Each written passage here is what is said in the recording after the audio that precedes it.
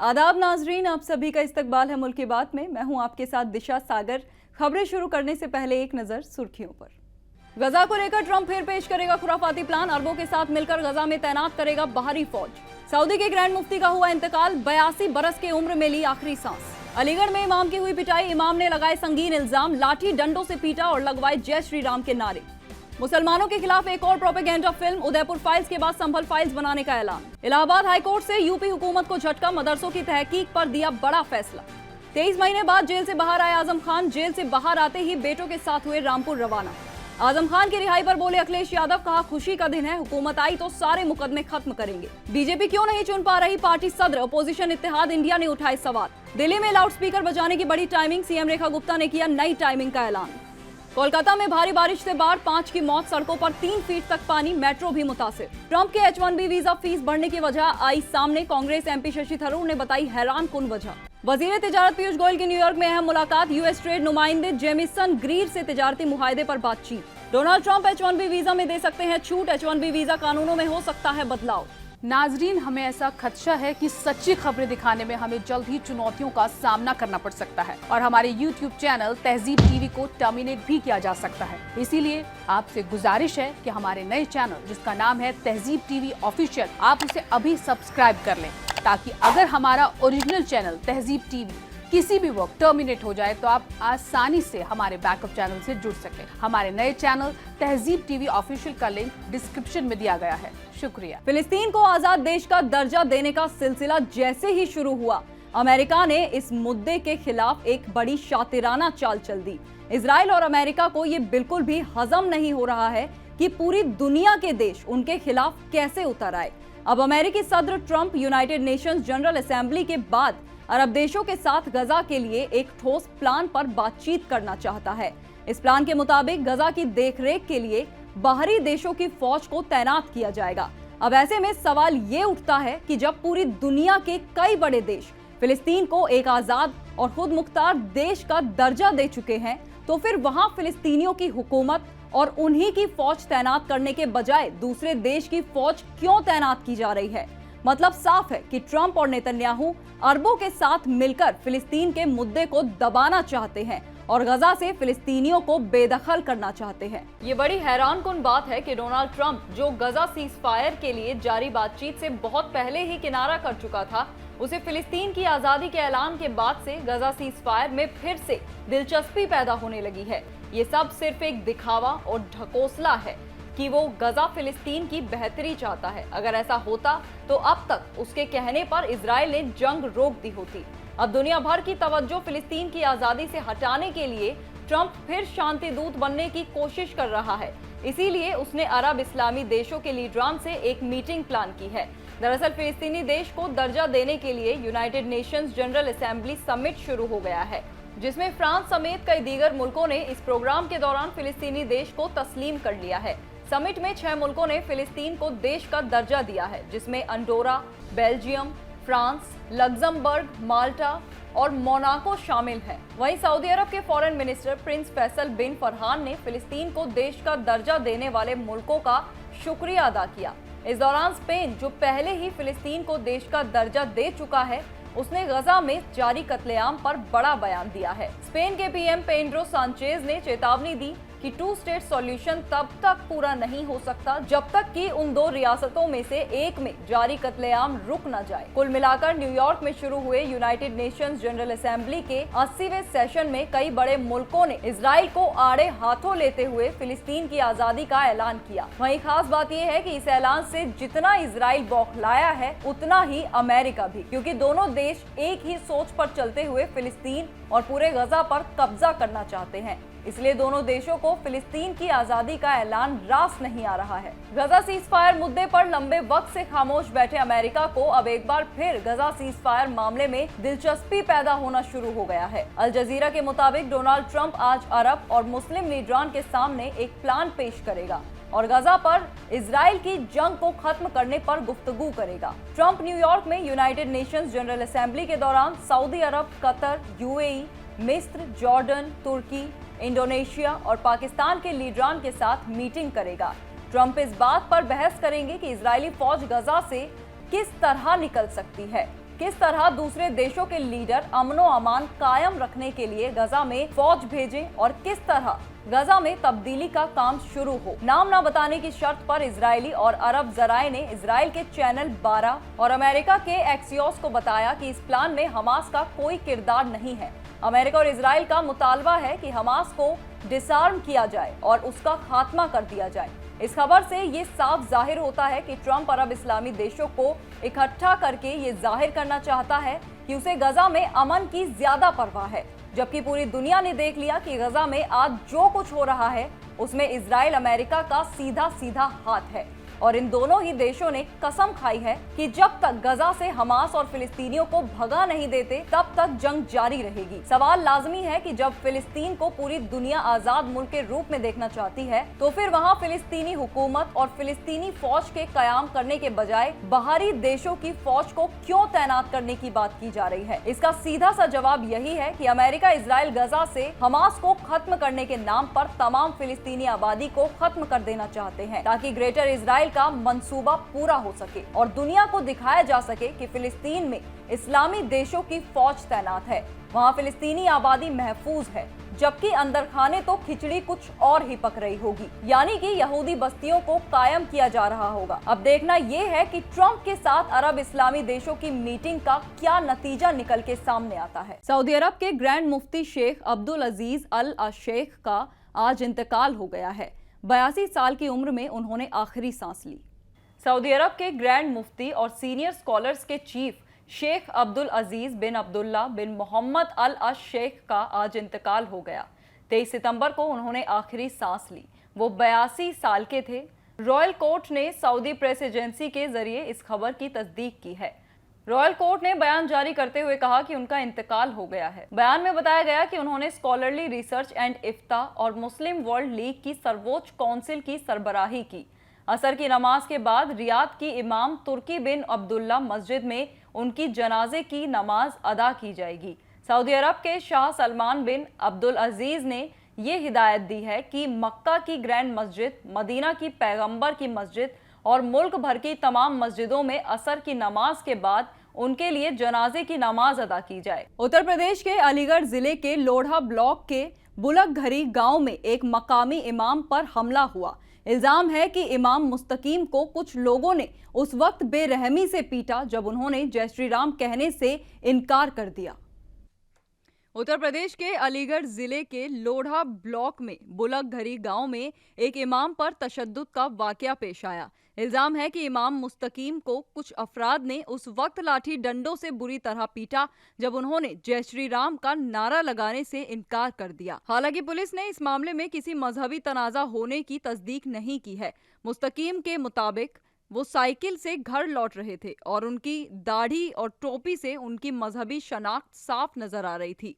इसी दौरान कुछ लोगों ने उन्हें रोक लिया और जबरदस्ती जय श्री राम का नारा लगवाने की कोशिश की। इनकार करने पर मुस्तकीम की लाठी डंडों से तशद्दुद के साथ पिटाई की गई। फिल्म उदयपुर फाइल्स के बाद अब संभल दंगा पर मबनी संभल फाइल्स बनाने का ऐलान कर दिया गया है। इस फिल्म को लेकर अभी से ही इख्तिलाफ और तनाजा शुरू हो गया है। उदयपुर फाइल्स के बाद संभल फाइल्स बनाने का ऐलान किया गया है। इस ऐलान के बाद उत्तर प्रदेश की सियासत में गर्मी पैदा हो गई है। समाजवादी पार्टी के रहनुमा और संभल से रुकने पार्लियामेंट जिया उर रहमान बर्क ने इस फिल्म की मुखालफत की और कहा कि पहले फिल्में सिर्फ तफरी और मनोरंजन के लिए बनती थीं, मगर अब फिल्मों में भी सियासत ठूस दी गई है। असल में उदयपुर फाइल्स के प्रोड्यूसर अमित जानी ने ऐलान किया है कि वो अब संभल दंगों पर मबनी एक फिल्म बनाएंगे और उसका नाम संभल फाइल्स रखेंगे। इस ऐलान के बाद संभल के एमपी जिया उर रहमान बर्क बुरी तरह बरहम हो गए हैं। जिया उर रहमान बर्क ने कहा कि इस किस्म की फिल्मों के जरिए समाज को मजहबी बुनियाद पर तकसीम करने की साजिश की जा रही है। उन्होंने अमित जानी को चैलेंज करते हुए कहा कि अगर उनमें हिम्मत है तो संभल की असल हकीकत पर फिल्म बनाकर दिखाएं। वहीं एमपी जिया उर रहमान के बयान पर रद्द अमल देते हुए प्रोड्यूसर अमित जानी ने सोशल मीडिया पर एक पोस्ट डाली। अमित जानी ने लिखा, मौलाना मदनी के बाद संभल के छोटे बर्क को भी पेट में दर्द होने लगा। सुन लो, अगले महीने हम संभल में ही शूटिंग करेंगे। इस फिल्म में संभल और तुम्हारे अब्बा का पूरा सच दुनिया को दिखाएंगे। इलाहाबाद हाई कोर्ट ने हुकूमत के जरिए मंजूरशुदा मदरसों की माली जुर्मात शाखा के जरिए की जा रही जांच पर रोक लगा दी है। इसके साथ ही इस मामले पर इलाहाबाद हाई कोर्ट ने उत्तर प्रदेश हुकूमत और मरकजी इंसानी हुकूक कमीशन समेत 18 मुखालिफ फरीकीन को 4 हफ्तों के अंदर जवाब दाखिल करने का हुक्म दिया है। उत्तर प्रदेश में मदरसों के खिलाफ माली जांच, शरई हैसियत की जांच समेत कई तरह की जांचें चल रही हैं। इसके साथ मदरसों के खिलाफ बुलडोजर कार्रवाई भी की जा रही है। इन सब के दरमियान इलाहाबाद से राहत देने वाला एक फैसला सामने आया है। असल में केंद्रीय इंसानी हुकूक कमीशन के हुक्म पर उत्तर प्रदेश में हुकूमत के जरिए मंजूरशुदा मदरसों की जांच माली जुर्मात शाखा कर रही थी। इलाहाबाद हाई कोर्ट ने मदरसों की इस जांच पर रोक लगा दी है। मरकजी इंसानी हुकूक कमीशन ने हुकूमत के जरिए मंजूरशुदा मदरसों में आलिम फाजिल के वेतन अदा करने पर आपत्ति जताई थी और इसे माली करप्शन करार दिया था। मदरसों के खिलाफ ईओडब्ल्यू के जरिए की जा रही जांच के खिलाफ इलाहाबाद हाई कोर्ट में मदरसा अरबिया यूपी और इंतजामिया कमेटी मदरसा मदीनतुल उलूम जलालीपुरा की तरफ से रिट दाखिल की गई थी। इसी रिट पर समाअत करते हुए इलाहाबाद हाई कोर्ट की डिवीजन बेंच ने मदरसों के हक में फैसला दिया और ईओडब्ल्यू की जांच पर रोक लगा दी। समाजवादी पार्टी के सीनियर रहनुमा और उत्तर प्रदेश के साबिक वजीर आजम खान 23 महीने बाद जेल से रिहा हो गए हैं।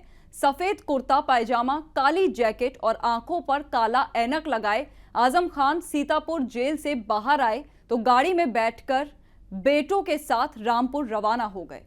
इस दौरान मीडिया ने उनसे गुफ्तगू करने की बहुत कोशिश की, मगर आजम खान ने किसी से बात नहीं की। यहां तक कि उन्होंने गाड़ी का शीशा तक नीचे नहीं किया। उधर आजम खान की रिहाई से कुछ वक्त पहले समाजवादी पार्टी के कौमी महासचिव शिवपाल सिंह यादव का भी बयान आया। उन्होंने कहा कि सरकार ने उन्हें नाहक सजाएं दी थी। अदालत ने मुकदमों में राहत दी है। अदालत के इस फैसले का हम खुशामदीद करते हैं। समाजवादी पार्टी पूरी तरह उनकी मदद कर रही है। आजम खान की रिहाई के मौके पर उन्हें रिसीव करने के लिए आज सुबह सीतापुर जेल पर सैकड़ों हामियों के साथ सपा की एमपी रुचि वीरा भी पहुंची थी। जेल पर सुबह से ही मीडिया का जमावड़ा था। आजम खान की रिहाई पर समाजवादी पार्टी के अखिलेश यादव का रद्द-ए-अमल सामने आया है। अखिलेश यादव ने अदालत का शुक्रिया अदा किया। अखिलेश यादव ने कहा कि ये समाजवादियों के लिए खुशी की खबर है। अखिलेश ने बगैर नाम लिए कहा कि एक अफसर जिसको एक्सटेंशन पर एक्सटेंशन मिलता रहा, उसी अफसर ने आजम को परेशान किया। अखिलेश यादव ने कहा कि हमें हमेशा इंसाफ की उम्मीद थी। उन्होंने ऐलान किया कि सपा की हुकूमत बनने पर आजम खान के खिलाफ सारे मुकदमे खत्म कर दिए जाएंगे। अखिलेश ने कहा कि वो सपा के बानी अराकीन में से एक रहे हैं। आजम नेताजी के साथ थे और उनका ताउन हमें भी मिला। भारतीय जनता पार्टी के सदर के इंतखाब में ताखीर पर अब अपोजिशन निशाना साध रहा है। अपोजिशन इत्तेहाद इंडिया के रुकन जमात शिवसेना यूबीटी ने इल्जाम लगाया है कि मुल्क चलाने वाली पार्टी अपने ही कौमी सदर का इंतखाब नहीं कर पा रही है। उनका दावा है कि किसी एक लीडर के नाम पर इत्तेफाक नहीं हो पा रहा। फिलहाल इस सिलसिले में बीजेपी की तरफ से कोई रद्द-ए-अमल नहीं आया। शिवसेना यूबीटी से राज्यसभा एमपी संजय राउत ने कहा, एकमत नहीं हो रहा है। नाम के ऊपर ये भी सच है। एक पार्टी मुल्क चला रही है लेकिन अपने कौमी सदर का चुनाव नहीं कर पा रही है। ये क्या मामला है, क्या मसला है, किसी को नहीं पता। आप इलेक्शन कमीशन को बदल सकते हो, आप सुप्रीम कोर्ट के जज को बदल सकते हो, आप किसी को भी बदल सकते हो। उन्होंने आगे कहा, आप मुल्क के नायब सदर को घर भेज सकते हो लेकिन अपनी पार्टी का सदर नहीं चुन सकते। दिल्ली की सीएम रेखा गुप्ता ने कहा कि इस बार हमने लाउडस्पीकर बजाने के लिए रात 12 बजे तक की इजाजत तमाम रामलीला, दुर्गा पूजा और दूसरे सांस्कृतिक प्रोग्राम्स को दी है। दिल्ली हुकूमत ने रामलीला, दुर्गा पूजा और दूसरे सांस्कृतिक प्रोग्राम्स के लिए लाउडस्पीकर बजाने का वक्त बढ़ा दिया है। नए हुक्म के मुताबिक अब रात 10 बजे की बजाय 12 बजे तक लाउडस्पीकर बजाए जा सकते हैं। इस फैसले पर वजीर आला रेखा गुप्ता ने कहा कि दिल्ली में राम राज्य आना चाहिए और इसके लिए हमें थोड़ा काम करना होगा। उन्होंने कहा, मैं हमेशा देखती थी कि हिंदू त्योहारों में मुश्किलें होती थी। रामलीला और दुर्गा पूजा कभी 10 बजे खत्म नहीं हो सकती। वेस्ट बंगाल के कोलकाता और उसके आसपास के इलाकों में रात भर की बारिश से मंगल को बाढ़ आ गई। अब तक 5 लोगों की मौत की खबर है। कोलकाता में सड़कों पर 2 से 3 फीट तक पानी भर गया। कई जगह के वीडियो सामने आए हैं जिसमें गाड़ियां आधी से ज्यादा डूबी हुई दिखी। कई घरों और रेजिडेंशियल कॉम्प्लेक्स में भी पानी घुस गया है। शहीद खुदीराम और मैदान मेट्रो स्टेशन के बीच मेट्रो रोक दी गई है। कोलकाता मेट्रो रेलवे के एक तर्जुमान ने बताया कि दक्षिणेश्वर और मैदान स्टेशनों के बीच ट्रेनों की तादाद घटाई गई है। हावड़ा में भारी बारिश की वजह से रेलवे ट्रैक और दुकानें पानी में डूब गई हैं। बारिश से दुर्गा पूजा की तैयारियां भी मुतासिर हुई हैं। कहीं पंडाल डूब गए हैं तो कहीं खराब हो गए हैं। अमेरिकी सदर डोनाल्ड ट्रंप ने H-1B वीजा की फीस बढ़ाकर सभी को हैरान कर दिया। भारत H-1B वीजा हासिल करने वाला सबसे बड़ा मुल्क है। इस मसले पर कांग्रेस के रुकने पार्लियामेंट शशि थरूर ने रद्द-ए-अमल देते हुए कहा कि ये सिर्फ सियासत की वजह से हो रहा है। उन्होंने कहा कि ट्रंप हर मसले का हल टैरिफ बढ़ाकर करना चाहते हैं। H-1B वीजा फीस बढ़ने पर कांग्रेस रुकने पार्लियामेंट शशि थरूर ने कहा, इसके पीछे की बड़ी वजह घरेलू सियासत है। ट्रंप का मानना है कि उनके आसपास के लोगों ने बताया है कि आसान H-1B वीजा का मतलब है कि बहुत से अमेरिकी जो ज्यादा तनख्वाह पाने के हकदार हैं, उन्हें भारतीय लोगों की वजह से कम तनख्वाह मिल रही है, क्योंकि भारतीय कम सैलरी के लिए भी तैयार हो जाते हैं। उन्होंने इसी वजह से वीजा का चार्ज $1 लाख कर दिया, जिससे कम सैलरी वाली नौकरियों को भी नाकाबिले अमल बना दें। मुझे इसका तर्क समझ नहीं आ रहा, क्या ये सही में कभी काम करेगा भी या नहीं। वजीर तिजारत पीयूष गोयल ने तिजारती मुआहदे के पहले मरहले पर बातचीत के लिए न्यूयॉर्क में अमेरिकी तिजारती नुमाइंदे जेमिसन ग्रीर से मुलाकात की। मीडिया जरायों के मुताबिक बैठक में अहम मसाइल पर तवज्जो मरकूज की गई और दोनों फरीकों के जल्द ही एक उबूरी मुआहदे तक पहुंचने की उम्मीद है। पीयूष गोयल ने इससे पहले कहा था कि भारत अमेरिका के साथ ही दीगर मुमालिक से भी नए तिजारती मुआहदों पर कदम बढ़ा रहा है। भारत और अमेरिका दोनों ने अभी तक इस ताज़ा मुलाकात के बारे में कोई सरकारी बयान जारी नहीं किया। ये बातचीत साउथ और सेंट्रल एशिया के लिए अमेरिका मुआवन तिजारती नुमाइंदे ब्रेंडन लिंच के जरिए दिल्ली के भारत के चीफ तिजारती मुज़ाकरातकार राजेश अग्रवाल के साथ तिजारती बातचीत के कुछ दिनों बाद हुई। मुलाकात के बारे में भारत की तरफ से बयान में कहा गया, तिजारती मुआहदे के मुख्तलिफ पहलुओं पर बातचीत हुई। इस सिलसिले में कोशिशों को तेज करने का फैसला लिया गया। हालांकि ये बातचीत ट्रंप इंतजामिया के H-1B वीजा प्रोग्राम में भारी कटौती करने के फैसले से मुतासिर हुई है। इजराइल के साथ बढ़ते फौजी तनाव और आलमी न्यूक्लियर एजेंसी के साथ तनाव के बीच दर्जनों ईरानी पार्लियामेंट मेंबरान ने एटम बम बनाने का मुतालबा किया है। इसराइल के साथ बढ़ते फौजी तनाव और बैनुल-अक़वामी जौहरी तवानाई एजेंसी के साथ तनाव के बीच दर्जनों ईरानी पार्लियामेंट मेंबरान ने एटम बम बनाने का मुतालबा किया है। ईरानी मीडिया ने बताया कि सुप्रीम नेशनल सिक्योरिटी काउंसिल और रियासत के अफसरानों को लिखे एक खत में 290 पार्लियामेंट मेंबरों में से 71 ने इलाकाई सिक्योरिटी में बदलावों का हवाला देते हुए मुल्क के दिफाई नजरिए पर दोबारा गौर करने के लिए कहा है। पार्लियामेंट मेंबरान ने अपने खत में इस बात पर भी जोर दिया कि दुनिया बदल गई है। उन्होंने कहा कि इसराइल पागलपन की कगार पर है और बैनुल-अक़वामी जिम्मेदारियों की परवाह किए बगैर हमले कर रहा है। उन्होंने ये भी दलील दी कि एटमी हथियार रखना मुल्क के आला तरीन सियासी और मजहबी authority supreme leader Ali Khamenei के जरिए जारी किए गए फतवे के खिलाफ नहीं होगा। तेहरान लंबे वक्त से इस बात पर जोर देता रहा है कि वो एटमी हथियार नहीं चाहता। तेहरान ने अली खामेनेई के जरिए जारी एक फतवे का हवाला दिया जिसमें पहले बड़े पैमाने पर तबाही फैलाने वाले के हथियारों की तैयारी और इस्तेमाल पर सरकारी तौर से पाबंदी लगा दी थी। नई दिल्ली में वाक़े ओखला के गफ्फार मंजिल में तवील अरसा गुजर जाने के बावजूद यहाँ के मसाइल जस के तस हैं। यहाँ के रिहायशियों का इल्जाम है कि टूटी सड़कें, गंदगी और सीवर के पानी की सप्लाई को लेकर डेवलपमेंट का काम बरसों से अधूरा पड़ा है। गफ्फार मंजिल की खराब सड़क की मरम्मत को लेकर दिल्ली अक़लियती कांग्रेस के तर्जुमान शादाब आलम ने इल्जाम लगाया था कि MLA अमानतुल्लाह खान सड़क की तामीर के काम पर तवज्जो नहीं दे रहे, जिसे लेकर शादाब आलम MLA के खिलाफ एहतजाज करने की धमकी भी दे चुके हैं। इसी सिलसिले में शादाब आलम की मुस्बत कोशिशों और जद्दोजहद की बदौलत अब जाकर गफ्फार मंजिल का नया रोड 10 साल में बना है। दिल्ली में वाक़े ओखला के लोगों की शिकायत है कि टूटी फूटी सड़कें, जल भराव, गंदगी से आम जिंदगी बुरी तरह मुतासिर है। लोगों का कहना है कि जाकिर नगर से गफ्फार मंजिल तक कोई ऐसी सड़क या गली नहीं है जहां गंदगी, कीचड़ और पानी जमा ना हो। यहाँ के रिहायशियों का कहना है कि वो बहुत ज़्यादा परेशान हो चुके हैं। इन परेशानियों की तरफ कई बार ध्यान दिलाया जा चुका है, लेकिन हर बार सिर्फ यकीन दहानी के अलावा कुछ नहीं मिला। गफ्फार मंजिल की बात करें तो यहाँ बारिश की वजह से पानी भराव की दिक्कत के चलते कई एक्सीडेंट के मामले भी सामने आ चुके हैं। इसमें कई औरतों और बच्चों को गंभीर चोट भी लग चुकी है। इस मामले में दिल्ली अक़लियती कांग्रेस के तर्जुमान शादाब आलम ने यहां की टूटी खराब सड़कों की मरम्मत के लिए कई बार आवाज बुलंद की, जिसके बाद अब ये रोड बनकर तैयार हुआ है। और इस सब के लिए शादाब आलम ने बेपनाह कोशिशें की हैं। यहां तक कि ओखला के एमएलए अमानतुल्लाह खान के खिलाफ एहतजाज करने की भी बात कही थी। और अब जाकर गफ्फार मंजिल का ये नया रोड कई सालों बाद बना है। इस नए रोड से ओखला में वाक़ गफ्फार मंजिल कॉलोनी और हाजी कॉलोनी के लोगों को अब काफी सुकून मिलता नजर आ रहा है। रात अमानतुल्लाह खान साहब ने ये रिपेयर वर्क यहाँ पे कराया है। मैं आपको दिखा दूँ, ये रिपेयर वर्क यहाँ कराया है थोड़ा सा, करीब 20 फीट एरिए में। और जो है मैं आपसे ये कहना चाहता हूँ विधायक जी कि आपने रिपेयर कराया, वो बहुत अच्छी बात है। चलिए कुछ परेशानी का थोड़ा बहुत कम होगी, मुकम्मल तौर पे परेशानी ख़त्म हो जाएगी ऐसा नहीं है। लेकिन विधायक जी सिर्फ रिपेयर से कुछ नहीं होगा, इस पूरे रोड को बनना है। इस पे जो फुटपाथ है दोनों साइड को फुटपाथ बनने हैं और इस रोड को इस तरह से करना है जैसे और रोड दिल्ली के हैं। नाज़रीन, मुल्क की बात में आज के लिए बस इतना ही। मुझे दीजिए इजाजत। आदाब।